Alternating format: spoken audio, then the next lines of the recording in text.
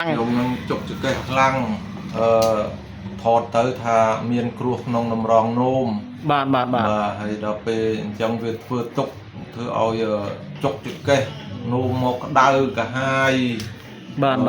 ទឹកនោមពណ៌លឿងមានពពុះនោមមកមានពពុះហ្មងហើយធ្វើឲ្យសម្រានមិនលក់ដេកមិនលក់ហើយចង់មកជាវថ្នាំលោកគ្រូវាថាបកកែណាហើយខ្ញុំក៏ឥឡូវមកអញ្ចឹងលើមានកូនស្រីវិញថាជាមួយហើយដែរណាសម្រងនោមហ្នឹងមួយហើយសម្រងនោមហ្នឹងហើយគ្នា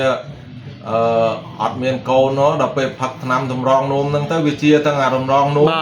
មានទាំងកូនទៀតព្រោះកូនកាលមុន4-10ឆ្នាំជាងហើយគ្នាចង់បានមួយទៀតឥឡូវស្រាប់តែជាសម្រងនោមហើយហ្នឹងវាបានកូនមួយទៀតកូនស្រីក្រោយហ្នឹងចិត្តគប់ហើយ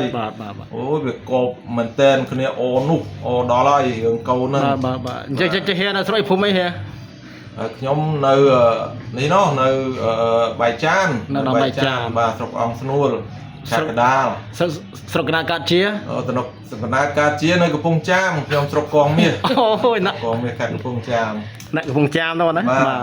បាទកំពង់ចាមអរគុណចាអរគុណហេអរគុណចោន